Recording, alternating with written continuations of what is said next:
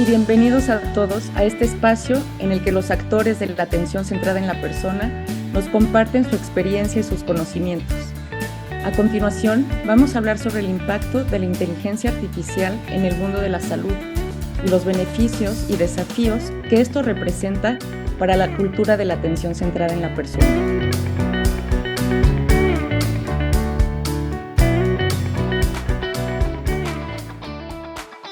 La llamada IA o inteligencia artificial está irrumpiendo con fuerza y con gran potencial para revolucionar varios campos del desarrollo humano. Estamos frente a un fenómeno que dejará huella en la civilización humana. Hablamos de máquinas y sistemas informáticos que son capaces de razonar, aprender y cumplir con altísima precisión nuestras órdenes. La inteligencia artificial no es el futuro, es el presente. Ya está transformando la atención en salud. Las máquinas prometen ofrecer diagnósticos más precisos y rápidos, tratamientos personalizados, el monitoreo continuo de los pacientes y la automatización de registros y de otras tareas administrativas que definitivamente ahorrarán tiempo e incluso podrán disminuir errores médicos. Estamos cerca del perfeccionamiento de dispositivos conectados al cerebro humano para que paralíticos puedan caminar, ciegos ver y quienes no tienen voz hablar. Habrá grandes avances contra la enfermedad. Sin embargo, la inteligencia artificial también presenta sus desafíos y limitaciones. Existen temores fundados de que la inteligencia artificial desplace y reemplace a los seres humanos, que haga más grande la brecha entre países ricos y pobres, servicios de salud se puedan volver despersonalizados y fríos. ¿Cómo impacta esto en el trabajo de los hospitales? ¿Qué curso tomará el servicio médico? ¿Qué impacto tendrá en el propósito de muchas organizaciones de potenciar culturas de atención centrada en la persona?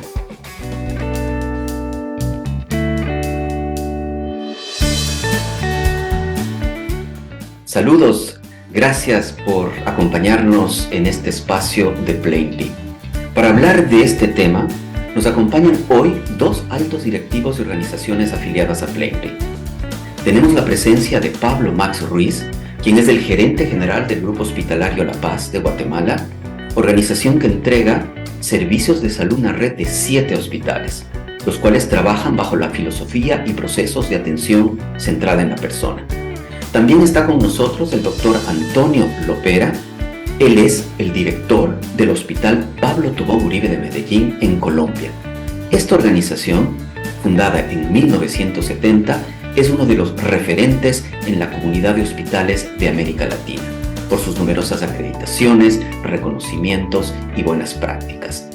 A Antonio y a Pablo les damos la bienvenida y a ustedes les invitamos a participar de esta interesante charla.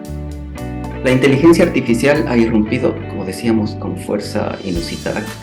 ¿Cómo se sienten ustedes? ¿Cómo te sientes tú, Pablo, frente a este reto? Pues, la verdad que me siento muy entusiasmado, Diego, porque veo el potencial que esto tiene para nosotros. Hemos ya empezado a trabajar en algunas cosas aquí. Realmente hemos visto que la reducción en tiempos, cuando podemos apoyarnos en la inteligencia artificial, es altísima.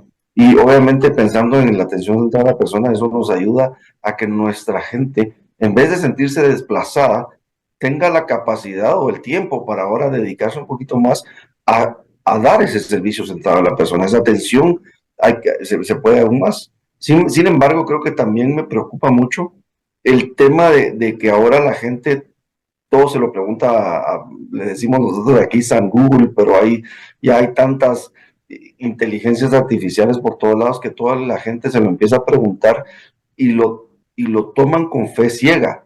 Entonces a veces esa fe ciega que le pueden tener a esos sistemas nos afecta negativamente porque vienen a pedir servicios médicos y nos vienen a decir cómo dárselos. Entonces es un poquito positivo de un lado y negativo del otro, porque, o sea, obviamente nos afecta en ambas formas, ¿verdad? Gracias, Pablo. Antonio, en un hospital como el de ustedes, donde hay más de 3.000 colaboradores y atienden una cantidad altísima de pacientes, la irrupción de la inteligencia artificial, ¿cómo está siendo procesada dentro de la organización? Sin duda es una oportunidad y así lo vemos, más una oportunidad, porque es una herramienta al servicio del personal de la salud. Recordemos que la medicina es arte y ciencia, por lo tanto la intervención humana siempre será necesaria en la relación médico-paciente. Hay suficiente evidencia actual que la carga administrativa y cognitiva con las historias clínicas actuales han llevado a prácticamente a un burnout del personal asistencial. Pienso, sin duda, la inteligencia artificial ayudará a disminuir dicha carga, tanto la cognitiva como la administrativa. Ya hay algunas evidencias con conversaciones casuales entre médico y paciente por medio de chat GPT que se vuelven, digamos, notas estructuradas y le permiten al médico tener una relación mucho más humana, más empática y más compasiva. Entonces, por el lado de la relación médico-paciente lo vemos como una oportunidad. Además, es una ayuda en el apoyo en ayudas diagnósticas, en la parte de radiología, de patología, pero siempre con la interpretación humana, soporte al toma de decisiones y obviamente en muchos casos en el tema de eficiencia operacional. En resumen, le veo mucho más los lados positivos que los negativos, que también hay que tener cuidado y si quiere hablamos posteriormente de las, digamos, los riesgos o las situaciones que debemos manejar en el futuro. Muchas gracias a los dos por compartirnos esto. Sin duda, veo que su enfoque es hacia lo positivo, hacia los beneficios, hacia las oportunidades y alcances que esto está ofreciendo, a pesar de los riesgos. Concuerdo, bueno, puedo ver que sí hay una reducción de tiempos y de este desgaste, digamos, administrativo cognitivo, que permite así entonces poder contar con más tiempo para la conexión humana. ¿Ustedes ya están viendo esto implementado dentro de sus organizaciones? ¿Cómo se está haciendo presente la inteligencia artificial dentro de sus organizaciones? Max, tú que has visto aquí en el Grupo La Paz. Fíjate que nosotros hemos empezado a trabajar desde varios puntos de vista. Hemos identificado procesos muy manuales, por ejemplo, los médicos nos facturan todas sus intervenciones, desde una consulta en la consulta externa, desde también una visita en la emergencia, una visita a pisos, todo eso lo facturan directamente a los hospitales y como somos 7, tenemos una presa bastante grande de facturas porque son 7 instituciones, a pesar de que es una institución, son 7 instituciones separadas y si tú atiendes en las 7 empresas tienes 7 facturas. Entonces imagínate la presa de facturas que tenemos y muchas veces realmente nuestra gente pasa mucho tiempo revisando las facturas y haciendo procesos muy laboriosos, pero muy monótonos, si lo queremos ver así. Y identificamos la necesidad en ese proceso de meter un robot que nos ayude a hacer toda esa revisión de forma automatizada y redujo los tiempos. De hecho, ya lo estamos haciendo, llevamos casi un mes trabajando en eso. Redujo los tiempos de la persona más del 25% de su tiempo. Entonces, realmente, esto nos ha ayudado. Ahorita, como te digo, estamos empezando, estamos aprendiendo, pero esto nos ayuda a mejorar nuestra relación con el médico. Al final de cuentas, el médico es una de las personas con las que trabajamos, una persona sumamente importante, y esa atención centrada también en el médico es muy importante para poder estrechar la relación y mejorarla. Entonces, realmente sí nos ha ayudado mucho. Estamos empezando, como te decía, ahí ya identificamos 2 o 3 procesos adicionales en cuanto a lo que es el sistema robótico de transcripción de información para facilitarles a las personas y minimizarles su trabajo. Muchas gracias, Max. Claro, reducción de tiempos y cuidado a los médicos, ¿no? Cuidado también a los cuidadores para que puedan dar lo mejor de sí y quizás evitar también caer en burnout por estar enfocándose en todo esto. Correcto, correcto. Y Antonio, ¿tú qué nos puedes compartir con respecto a esto y a tu hospital? Muchas gracias. En la misma línea que estaban diciendo en el tema de eficiencia operacional, sin duda el hospital cuenta ya con 40 robots. En el mismo sentido, trámites administrativos, en las áreas de inventario, en los temas de facturación, ha ganado gran eficiencia el hospital en este campo. Adicionalmente, pero ya en el enfoque un poco más clínico, en general toda la validación de medicamentos, que es un proceso que hacen los químicos farmacéuticos. Cuando el médico formula, se produce lo que llaman validación de la formulación. Por medio de inteligencia artificial y estos algoritmos, ya el tema de dosis, de interacciones de medicamento, de duplicidades, se hace de manera automática, en el cual se reduce prácticamente, los químicos solo tienen que validar el 10% de las formulaciones que hacen los médicos. Estamos actualmente en una prueba piloto de reconocimiento de voz en el tema de rondas médicas, que es lo que hablábamos ahora, para cómo alivianar esa carga administrativa y cognitiva.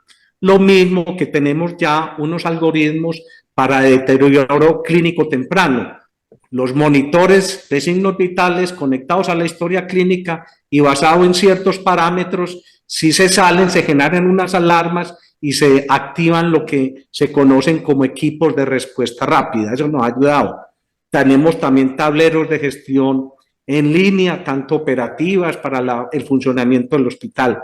Y un proyecto que empezamos en 1 o 2 meses, que es un dolor de cabeza que teníamos en la institución, es que tiene que ver con la accesibilidad al hospital, en lo que se conoce como omnicanalidad, que los pacientes puedan acceder al hospital por diferentes métodos, y algunos están apoyados en inteligencia artificial, los chatbots y otras tecnologías emergentes en ese campo. En cuanto al monitoreo de pacientes por fuera del hospital, vamos a empezar una prueba piloto con unas APP para los pacientes con falla cardíaca. Por ejemplo, uno de los signos de deterioro temprano es cuando los pacientes aumentan de peso.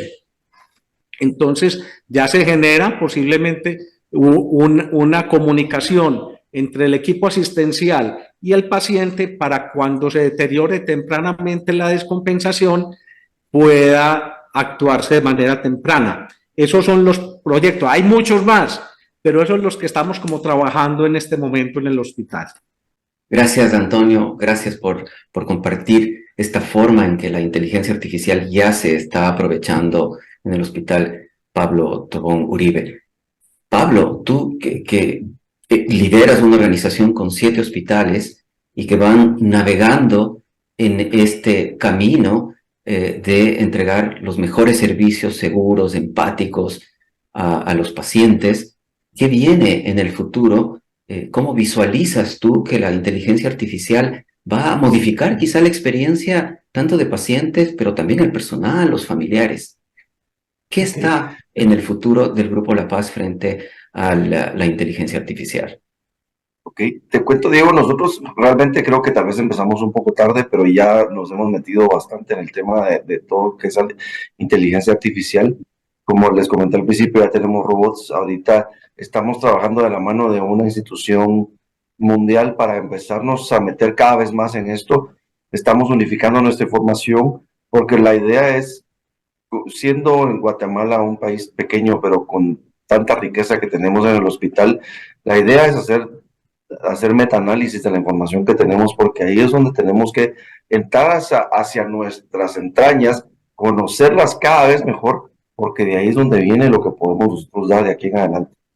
Creo que eso desde el lado interno y como información y como análisis de la información, creo que eso es parte vital para nosotros de aquí en adelante.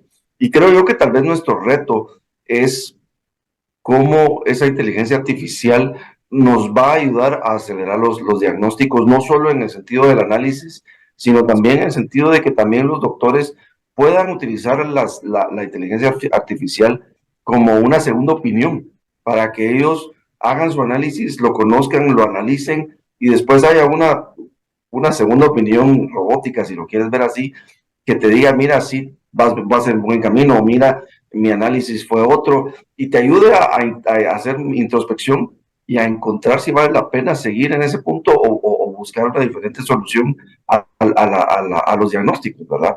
Entonces creo que eso es tal vez el reto de aquí en adelante.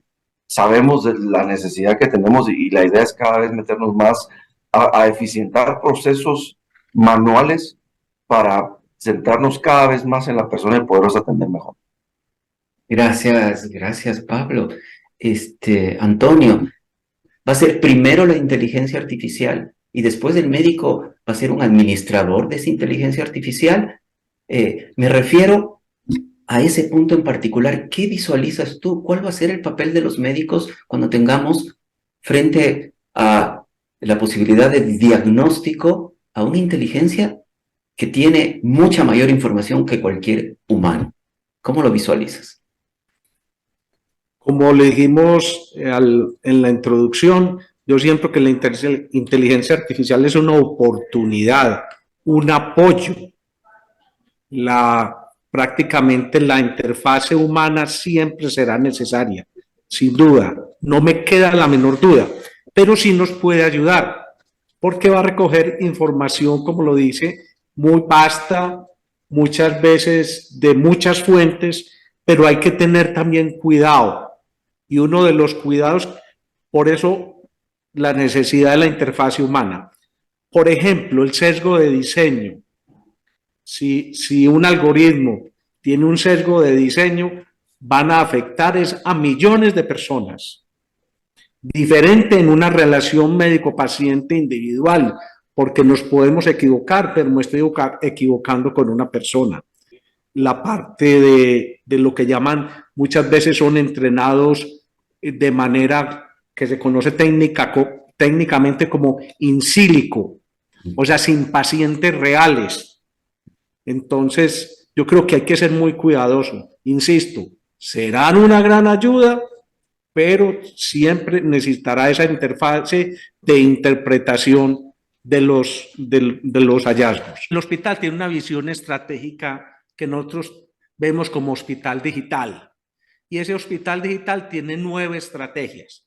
No me voy a detener en todas, pero una de las más dinámicas se llama inteligencia artificial. El otro es Big Data y analítica, la interoperabilidad tan necesaria, y una que es prácticamente protagonista hoy en el hospital, el análisis que tiene que ver con la ciberseguridad, por la amenaza que hemos visto en todas partes. Entonces, la inteligencia artificial, digamos que es un brazo de esa parte estratégica y, como le dijo, tiene los diferentes ayudas a disminuir la carga administrativa y cognitiva a los médicos, en ayudas diagnósticas, en la lectura de radiografías. Ya hay algunos software o algunas pruebas que se están haciendo.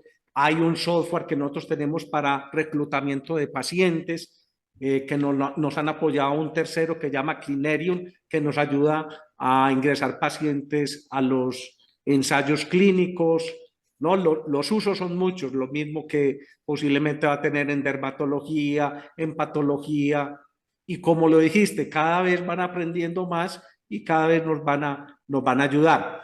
Como pienso que va a ser muy disruptivo y ya está saliendo muchas publicaciones con el apoyo que puede tener ChatGPT en los procesos también de atención. Digamos que eso es muy novedoso, eso es de meses, pero yo creo que tienen mucho futuro en el apoyo a este tipo de instituciones. Muchas gracias, Antonio. Qué interesante tema, de verdad. Y bueno, escuchar todo esto y darme cuenta cómo estas máquinas van aprendiendo, me imagino que todas las personas que van haciendo uso de esta tecnología también tienen que ir aprendiendo, ¿no? Es todo un cambio en los procesos. Requerirán, me imagino, de formación, de cambio de paradigmas. Quizás hay resistencia al cambio, ¿no? En algunos médicos o en el personal, ¿no? En la forma de enfrentar sus rutinas del día a día. ¿Se han encontrado con resistencia, Antonio o Pablo? Sí, una pregunta muy interesante y como digamos, como es una tecnología emergente, ya vemos reportes que al utilizar, por ejemplo, volvemos al tema de ChatGPT, se vuelve muy importante el modo de preguntar. Okay. Si no se hacen bien las preguntas, se ha demostrado, ya hay artículos donde muestra que esos procesos de inteligencia artificial producen alucinaciones dentro del mismo, en las mismas respuestas. Y el mismo algoritmo va aprendiendo. Entonces, posiblemente vamos a tener unas competencias adicionales de nuestro personal para hacer un uso adecuado de esas tecnologías, que no soy capaz de leerlo tan a corto, mediano plazo, cómo será la evolución, pero con seguridad eso será, digamos, no solo disruptivo, sino exponencial.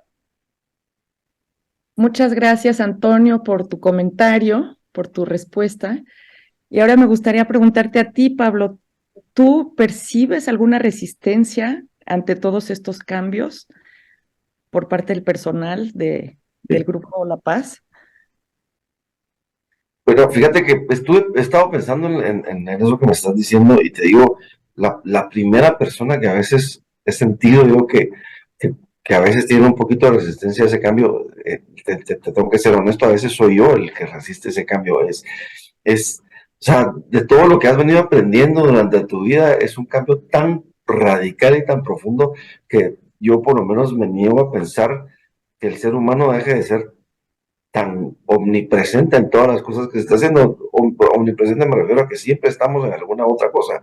Y del hecho de que a todo se le pregunte a una computadora o a un robot, me genera un poquito de duda y de cierto escepticismo que realmente llegue a pasar al final de cuentas. Pero tenemos que asegurarnos de que sea una herramienta que nos ayude a tomar mejores decisiones y que no sea la que tome decisiones por nosotros. Y tal vez, ya regresando al tema del personal, sí veo que, o sea, la ventaja de toda esta inteligencia es que muchísimos procesos se van a ver muy reducidos y vamos a requerir menos personal para hacer las mismas cantidades de tareas que hacíamos antes.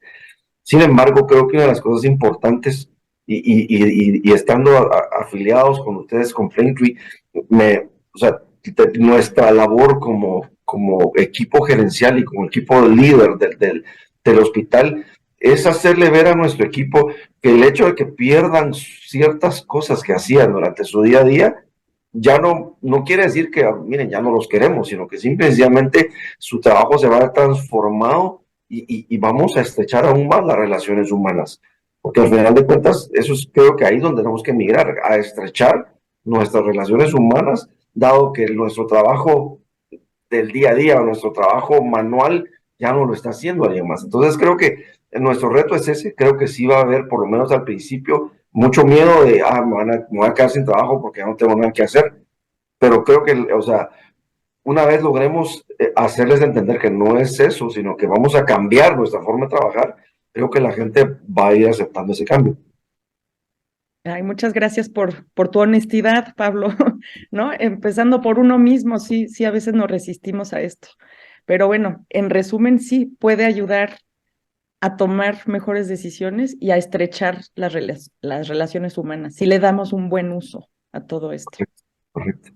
Gracias, Pablo. Gracias, Mariana. Yo quisiera preguntar a Antonio, ¿cómo logramos alinear la irrupción de la inteligencia artificial en el proceso Plaintree, este proceso de construcción, consolidación de una cultura de atención centrada en la persona que, como ustedes saben, involucra no solo a pacientes, sino también a esos familiares de los pacientes y, sobre todo, y también a el personal? ¿Cómo lograr esto, Antonio? ¿Cómo lo están haciendo ustedes? Yo pienso, vuelvo a repetirlo, estos modelos de inteligencia artificial deben ser una herramienta para prestar un mejor servicio, una ayuda, no un reemplazo de las actividades. Mi sueño, si se lo quiero remitir en el mediano plazo, mi sueño como director es que los médicos y las enfermeras dejen de mirar los teclados y las pantallas del computador y le miren los ojos a los pacientes. Y la inteligencia artificial puede ser una herramienta muy poderosa, como habíamos hablado en una respuesta anterior, para que nos apoye a esa tarea mucho más humanizada y que el personal asistencial se dedique más a los aspectos de relación médico-paciente, que examinen los pacientes. El examen físico muchas veces no solo tiene un efecto informativo, muchas veces es performativo, en el sentido de que los pacientes se sienten como la magia o se sienten mucho mejor atendidos. Yo pienso, lo veo con optimismo y lo veo con un apoyo a la atención centrada en la persona precisamente, sobre todo en estos momentos donde hablábamos de la historia clínica electrónica como una barrera que ha puesto mucha carga cognitiva y administrativa al personal asistencial. Muchas gracias, muchas gracias. Hay que, todos los procesos que las organizaciones llevan adelante, hay que ubicarlas dentro de las culturas que ustedes, como organizaciones afiliadas a Plenty, están construyendo.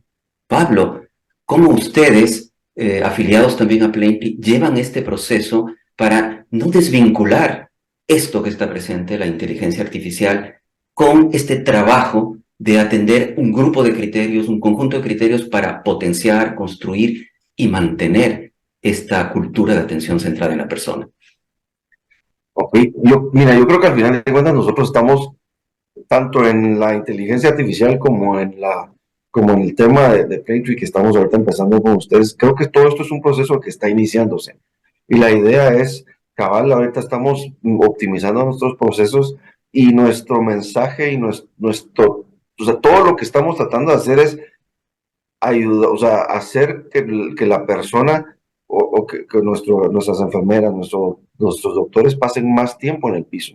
Entonces, al final de cuentas, les estamos dando herramientas y ellos, o sea, lo que les hacemos es, mire, esa es una herramienta para que usted pueda estar en el piso, usted pueda estar con el paciente y le pueda dedicar ese tiempo que él necesita para ir mejorando. Entonces, yo creo que al final de cuentas, como los dos están empezando muy, muy de la mano, gracias a Dios no se sienten reemplazados, sino que vamos juntando las dos cosas y vamos trabajando en aras de que, ok, vamos a hacer esto y esta herramienta te va a ayudar para esto. Entonces, lo estamos tratando de acoplar de una manera equitativa para que ellos sientan que es un apoyo y no un reemplazo. Porque a veces ese es el miedo, es que sientan que es el reemplazo de ellos. Entonces, cuando lo sienten como un apoyo, van sabiendo que pueden dedicar más tiempo y pueden centrarse en la persona, que es lo que estamos buscando. ¿Creen que haya riesgo entonces de deshumanización? Quizás no en sus hospitales, pero en lo que esté sucediendo en el mundo a nivel mundial, en las organizaciones de salud.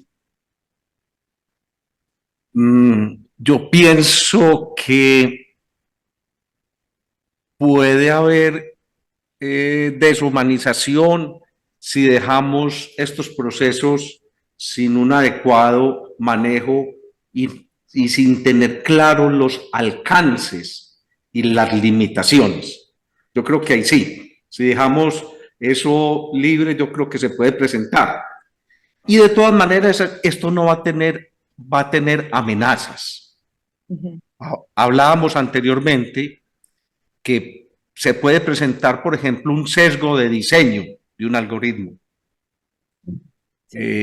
Hay publicaciones donde ciertas herramientas, por ejemplo, en el campo de la dermatología, no han incluido todas las razas.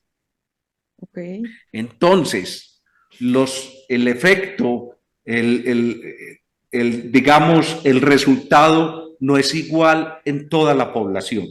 Entonces, ahí sí se puede presentar ciertos aspectos como de discriminación y de equidad. Entonces, por eso se habla algunas entidades ya de algoritmo vigilancia, como hablamos antes. Estas herramientas tienen que tener unos procesos también de vigilancia, las sociedades científicas, los entes regulatorios, porque también hablamos anteriormente que son utilizadas inicialmente in silico, o sea, en simulación. Cuando se ponen en la población general, se puede presentar esas dificultades. Y el llamado que están haciendo, digamos, los entes regulatorios es que todas estas herramientas tengan una validez externa o aplicación poblacional en muchas poblaciones diferentes. Entonces, el tema de equidad y de discriminación es un tema importante. Gracias por recordarnos eso, Antonio. ¿Y tú, Pablo, qué dirías? Yo de mi lado sí veo varios riesgos. Hace unos días estuve leyendo, me gusta leer las noticias en Yahoo, y estaba leyendo de una persona que escribió un artículo donde dijo que había respondido varios correos por medio de ChatGPT y se había dado cuenta que los correos los respondió y habían pasado transparentes a toda la organización a la que los mandó. Nadie se dio cuenta que no había sido él. Entonces, traspolándolo o extrapolándolo a los hospitales, veo yo que desgraciadamente, como en todo el mundo, hay ciertas personas que buscan cómo facilitar su trabajo. Me preocupa mucho y creo que sí va a pasar que hay médicos que van a utilizar la inteligencia artificial para hacer diagnósticos y van a depender completamente de ellos y no van a utilizar su raciocinio para ver si realmente es correcto o si no es correcto. Entonces, sí, eso sí tiende mucho a pasar y obviamente en algún momento se va a ir regulando, como decía Antonio, porque en algún momento la gente también se tiene que ir dando cuenta. Por otro lado, también el otro riesgo que veo grande es que nuestros pacientes van a hacer dos cosas. La primera es que ellos mismos se van a diagnosticar. Ellos van a meterse, van a decir, mire, quiero saber que no sé qué, tome esto, y van a empezar a tomar, y desgraciadamente no se van a dar cuenta que un organismo es completamente distinto a otro y responde completamente distinto a cualquier respuesta inmunológica que pueda tomar, y entonces se van a dar cuenta, no me funcionó, y entonces, o sea, y va a pasar mucho que ellos mismos van a despersonalizar la medicina porque van a querer ellos mismos diagnosticarse. Y por último, me preocupa mucho que van a hacer lo mismo y cuando vayan con el médico van a decir, mire, pero es que ChatGPT me dijo que yo tengo que hacer esto y usted está incorrecto. Y es más, hasta les van a cuestionar los 7, 8, 10, 15 años de estudio porque lo vieron en ChatGPT que se los dijo en 30 segundos. Y no se van a dar cuenta de lo mucho que hay que ir juntando para tomar una decisión. Entonces, me preocupan las demandas, porque entonces, mire, es que yo leí y usted lo hizo incorrecto, así que lo voy a demandar, porque ahora por todo te demandan aquí, por lo menos aquí en Guatemala. Entonces, esos son los riesgos que yo veo de la despersonalización y sí, o sea, sí creo que, o sea, por lo menos en un principio, mientras la gente va entendiendo que no es un gurú, sino que realmente es un apoyo, en un principio va a pasar hasta que la gente vaya entendiendo que sí necesita una interpretación adicional. Exactamente. Totalmente de acuerdo con tu posición, Pablo. Tiene que haber la interfase humana y eso lo tenemos que cuidar. Es más, en este momento, la responsabilidad civil recae en el médico. Así la interpretación lo haya hecho un algoritmo de inteligencia artificial. La responsabilidad civil es totalmente del médico en la actualidad. Usted no le puede decir que ChatGPT sugirió este diagnóstico y está equivocado, porque la responsabilidad sigue siendo individual. Sí, me parece. En radiología, una revisión reciente de los usos ya de estos algoritmos en lectura de radiología y en los hospitales. Y los riesgos que dices, tal cual. Se puede apoyar totalmente porque te puede producir una lectura automática, pero si no cuidamos esa interfase del radiólogo en el proceso de interpretación, yo creo que podemos llegar a cometer errores, Muchas gracias a los dos. Cuidar la interfase y la responsabilidad humana, ¿no? Nosotros, gracias Mariana, gracias Antonio y Pablo, nosotros estamos hablando de la irrupción de una inteligencia artificial que se proyecta en el futuro de forma prometedora con los riesgos que ustedes acaban de señalar. Pero, ¿en dónde se produce esto? En América Latina el contexto es un contexto de inequidad. Ustedes saben, en el sistema de salud latinoamericano, muchas organizaciones de salud, sobre todo las públicas, todavía están atrás en muchos elementos, incluso de seguridad, y no hablemos de tecnología. ¿Cómo garantizar, qué opinan ustedes, qué debería suceder en los procesos económicos, políticos, culturales que vivimos en la región para que la inteligencia artificial no sea un elemento adicional que ahonde las brechas que existe en la atención en salud en la región? ¿Qué te parece a ti, Pablo? Y después vamos con Antonio. Pues mira, la verdad que desgraciadamente, por lo menos aquí en Guatemala, la inversión en todo esto es como tú dices, hay mucha inequidad porque la inversión en la infraestructura de salud en Guatemala es bastante baja. Yo sí considero que en algún momento todo esto va a tener que cambiar. En algún momento el ICS, por ejemplo, el ICS es nuestro Instituto Guatemalteco de Seguridad Social, es la seguridad social, ellos atienden una parte fuerte de la población. Sí tengo la fiel creencia de que ellos van a empezar a invertir en esto porque obviamente a medida que pasa el tiempo necesitan bajar sus costos y esta es una herramienta muy útil para bajar tus costos, porque al final de cuentas tus procesos los automatizan, los haces rápidos y se van a dar cuenta que, o sea, la tecnología al final de cuentas, yo me acuerdo cuando la primera vez que oí hablar de los robots, que fue hace como unos 3 o 4 años, costaban alrededor de, no sé, varias decenas de miles o sea, varios miles de dólares. Hoy por hoy, esos robots ya los consigues bastante más baratos, o sea, hasta los puedes comprar en una página, o sea, ya solo les vas dando instrucciones de cómo hacerlo. Entonces, gracias a Dios, creo que la tecnología es tan eficiente y tan rápida y cambia tan rápido que los precios se van a volver bastante más económicos, bastante más cercanos y creo que al final de cuentas va a poder llegar a toda esa gente. Y de hecho, la mano de obra, que es probablemente uno de los recursos más caros, se va a ver beneficiada de no tener que no tener que estar trabajando en esas cosas y entonces para mí la inversión sí va a venir porque sí ayuda a bajar mucho los costos. Obviamente esto depende de la importancia otra vez que nuestros gobiernos le den a esos hospitales a medida que les vayan invirtiendo más para dar ese servicio que realmente carecemos aquí en Guatemala. Gracias, Pablo. Lo mismo quiero preguntarte a ti, Antonio.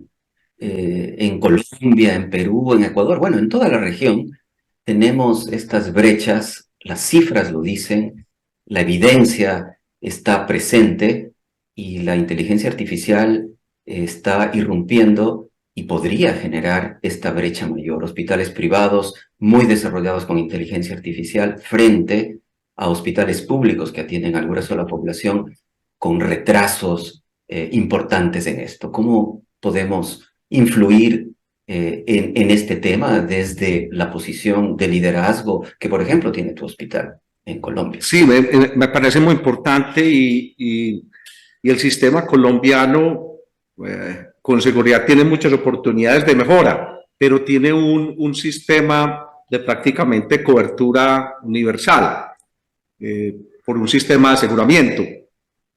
El acceso puede que tenga algunas deficiencias, pero es un sistema que diría que funciona de una manera adecuada, con oportunidades de mejora. Por ejemplo, tenemos dificultades en el país, en la ruralidad, en las zonas más alejadas. Hay dificultades, por ejemplo, de acceso. Entonces, en ese punto de vista, la inteligencia artificial y la tecnología podría ser una oportunidad para llegar a esas poblaciones más vulnerables. Por el otro lado, sí se puede generar una mayor inequidad si la población no tiene acceso a la tecnología.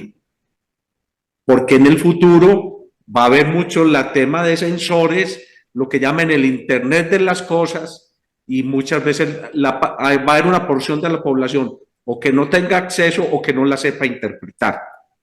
El otro aspecto que hablábamos ahora también de equidad y de discriminación, lo volvíamos a decir, es en el sesgo de diseño. Sí, los algoritmos de inteligencia artificial no incluyen toda la población, puede haber un problema discriminatorio. No solo, o lo hablamos con el caso racial, pero si no se incluye todas las poblaciones, se puede generar discriminación. O sea, en el campo de equidad puede ser una oportunidad si se administra adecuadamente, un mejor acceso a los sistemas de salud en zonas apartadas, por ejemplo, una especie de triaje, unos triajes basados en síntomas para decirle si debe acercarse a una ciudad de mayor población o orientar. Yo creo que hay que verlo con esa doble rasero, unos aspectos positivos y unos aspectos negativos. Gracias, Antonio. Ya para terminar, quisiésemos agradecerles muchísimo por la participación. Estamos abordando un tema emergente, pero ya presente y que se va a quedar hacia el futuro. Así que, Pablo, te agradecemos mucho tu participación como gerente general del Grupo La Paz de Guatemala. Están trabajando arduamente en sus procesos de atención centrada en la persona. Les felicitamos por eso.